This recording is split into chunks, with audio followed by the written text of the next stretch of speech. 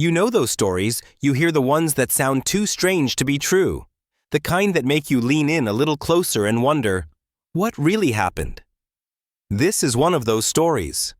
But what if the deepest mystery wasn't in the event itself, but in the silence that followed? The town of Serenity Falls, Massachusetts, was the kind of place where every morning was a painting. Sunlight slanted through the Berkshire Mountains, dappling the main street in shades of gold and emerald. It was a place where everyone knew everyone, and life moved at the comfortable, predictable pace of a summer breeze. But every morning, that predictability was interrupted by an extraordinary sight: a young girl and her pack of dogs. Not just any dogs. They were 6 majestic Labradors, their golden coats shimmering in the early light. They moved as a single silent entity, their paws falling in perfect rhythm. And at their center, as if the sun itself revolved around her, was a small 7-year-old girl named Eliza. There were no leashes, no shouted commands.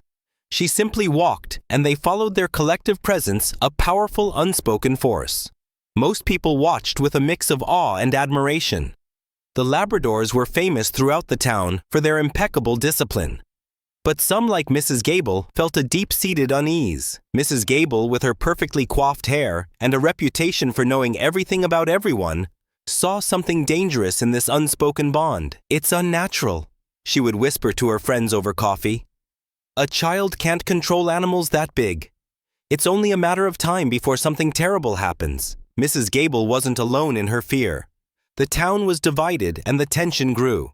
A local park ranger, David, often spoke out in Eliza's defense. He knew her family. The Carters were a well-respected family of search and rescue dog trainers. But Mrs. Gable's whispers had a way of turning whispers into a roar. The breaking point came one sunny afternoon. Eliza was crossing the street when a delivery van, oblivious to the small girl, sped around the corner. The driver slammed on his brakes, but it was too late. In a heartbeat, the 6 Labradors moved as one, forming a solid golden wall between Eliza and the vehicle. The driver sat there paralyzed, staring at the 6 pairs of dark, unblinking eyes. He didn't see a threat. He saw a perfect protective formation that seemed impossible without a single command. The incident was the final straw. Mrs. Gable started a petition determined to have the dogs removed for the good of the community. But Mrs. Gable and the town had no idea just how deeply connected Eliza and her pack were. They didn't know the dark, silent world Eliza lived in, or the shocking truth that made these dogs not just her companions, but her saviors. What Mrs. Gable saw as a danger was in fact the only thing keeping Eliza alive, a truth that was buried deep in the past, waiting to be revealed. And to understand that, we have to go back to the beginning. Back to the day Eliza lost everything. This story wasn't born in a beautiful town. It was born in a sudden, violent screech of tires. It was born in the sickening crunch of metal and the smell of burnt rubber on asphalt. It was born on a rainy night on a lonely mountain road, and it changed everything. It was just over a year ago. Eliza's parents, avid search and rescue dog trainers, were driving home after a long day of training with their beloved Labradors. Eliza, then just 6 years old, was in the back laughing as her father, Mark, sang off-key to a pop song on the radio.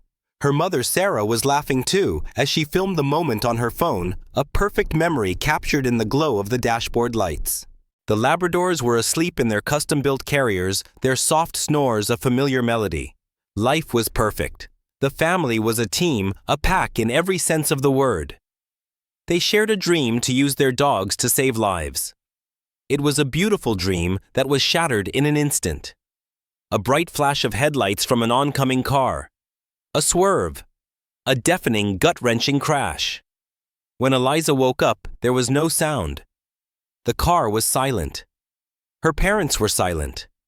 The Labradors were whimpering, but their cries were muffled. The only sound was the drip, drip, drip of rain on the shattered windshield. Panic clawed at her throat, but no words came out. The terror was too deep. That was the day Eliza's voice died. The lead dog, Leo, his carrier broken by the force of the impact, found his way to her. He licked her face, his tail wagging desperately, as if trying to bring back the life that had gone out of the car.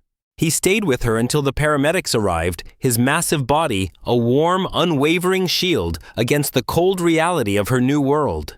It was this moment that forged the connection between Eliza and the pack. In the months that followed, she lived in a fog of silence and grief. She wouldn't speak to her grandparents Arthur and Clara, no matter how hard they tried. The doctors called it selective mutism, a psychological defense mechanism. But Arthur and Clara simply called it a tragedy. They tried everything, therapy, art classes, new toys, but nothing worked. The only thing that brought a flicker of light back to Eliza's eyes were the dogs. They were the last piece of her old life, a living memory of the family she had lost. One day, while looking for a photo album, Arthur discovered a hidden chest. Inside were her father's meticulously detailed journals, filled with sketches, notes, and diagrams on nonverbal training. It was the legacy of her parents' work, a secret language they had created with their dogs. Eliza devoured the journals. With every page, she wasn't just learning a new skill. She was connecting with her parents in a way she never thought possible. But as Eliza's bond with the dogs deepened, so did Mrs. Gable's fear. She was right about one thing: the dogs were not normal pets. Their obedience was too perfect, their bond with Eliza too profound. What Mrs. Gable didn't know was why this scared her so much. It wasn't just about protecting the town, it was about protecting a secret of her own. A secret that would connect her to Eliza in the most shocking way imaginable. And she knew with a certainty that chilled her to the bone that the silent girl and her golden pack were a living testament to a truth she had tried to bury forever. The air in the Serenity Falls Community Hall was thick with a tension that felt heavier than the mountain air itself. The town was there in full force, a clear line drawn down the center of the aisle. On one side sat Mrs. Gable, flanked by her supporters, their faces set in grim determination. On the other, Arthur and Clara clutched Eliza's hands, their expressions a mix of fear and defiance. "This isn't about an animal's rights," Mrs. Gable began, her voice cutting through the silence like a knife. "This is about public safety. We have seen these dogs, these powerful animals, cause fear and panic in our town. They are a liability, a threat waiting to happen. And that child," she said, pointing a trembling finger at Eliza, "is not equipped to handle them. It's an act of negligence." A murmur of agreement rippled through her side of the room. But before the sound could grow, a voice rose from the back. It was David, the park ranger. "I've spent my life working with animals with K9 units and with the best dog handlers in this state," he said, stepping forward. "What I've seen with Eliza isn't negligence. It's a bond I've never witnessed before. Last month, a hiker got lost on Bear Ridge. We searched for a day and a half. We were about to give up when I got a tip. Eliza and her dogs were walking the trail. She didn't say a word, but her dogs, they found him. They were the ones who led us to him just by following her subtle cues." The room fell silent. Mrs. Gable scoffed, but she couldn't dismiss the truth of the ranger's words. Her argument was based on fear, while his was based on fact. The next speaker was Pastor Miller, a man beloved by the whole community. He walked to the front, his kind eyes resting on Eliza. "I've heard people say that these dogs are a threat, that they are unnatural," he said softly, his voice echoing in the quiet hall. "But I ask you, what is more natural than love? My son, he has severe anxiety. He rarely leaves the house. But last week, he stood on the corner for 10 minutes just watching Eliza and her pack walk by. He came home with a smile on his face. He said seeing them was like watching a perfectly orchestrated dance, a beautiful thing in a world that often feels chaotic. These dogs are not a threat. They are a source of healing." Tears welled in Arthur's eyes. This was the testimony they had been praying for. But the most powerful testimony was yet to come. A sudden wave of courage washed over Eliza. She squeezed her grandparents' hands, and then to their surprise, she stood up. She walked to the center of the hall, her dogs rising to stand protectively behind her. The entire room went still. Mrs. Gable's face was a mask of disbelief. Eliza looked at the crowd, her small frame radiating a quiet strength. And for the first time in over a year, she spoke. "They saved me," she whispered, her voice fragile but clear. "They didn't just save me from the crash. They saved me from the silence." She paused, gathering her strength. "After the crash, I couldn't breathe. The words were stuck. It felt like I was drowning. She looked at Leo, who nudged her hand gently. The doctors, they told my grandparents I might never talk again. But the dogs, they didn't need words. They just knew. Leo slept by my bed every night. He licked away my tears. He made me feel safe. They keep the nightmares away. The weight of her words settled over the crowd like a heavy blanket. Mrs. Gable's smug expression crumbled, replaced by a look of abject horror. The reason for her fear suddenly became terrifyingly clear. It wasn't about the town. It was about what Eliza's new voice and the truth it could unleash meant for her. She knew the secret of that crash, a secret that was now bubbling to the surface, and she was desperate to bury it again. Eliza's voice hung in the air, a raw, emotional truth that had cut through every argument, every prejudice. The crowd was stunned. Mrs. Gable, however, was not just stunned. She was terrified. As the townspeople murmured their fear, turning to empathy, Mrs. Gable stumbled from the hall, her face pale, a silent scream in her eyes. The petition was forgotten, but the real story was just beginning. A young journalist named Sarah, who had been covering the hearing, noticed Mrs. Gable's panicked exit. She had a gut feeling that there was more to this story than a simple town dispute. Her investigation led her to a retired police officer named Ben, a family friend of the Carters. He had been one of the first responders on the scene of the accident. He had always felt there was something off about the case. The official report blamed the storm, but Ben had seen a small, unique trinket lying near the crumpled remains of the other car. A pin shaped like a golden retriever from a prestigious dog show. Sarah knew Mrs. Gable had a passion for golden retrievers. She had even won ribbons for them at a national dog show. The pin was too specific to be a coincidence. Sarah found Mrs. Gable's sister, a woman named Victoria, who lived a quiet life on the other side of town. Sarah didn't have to push too hard.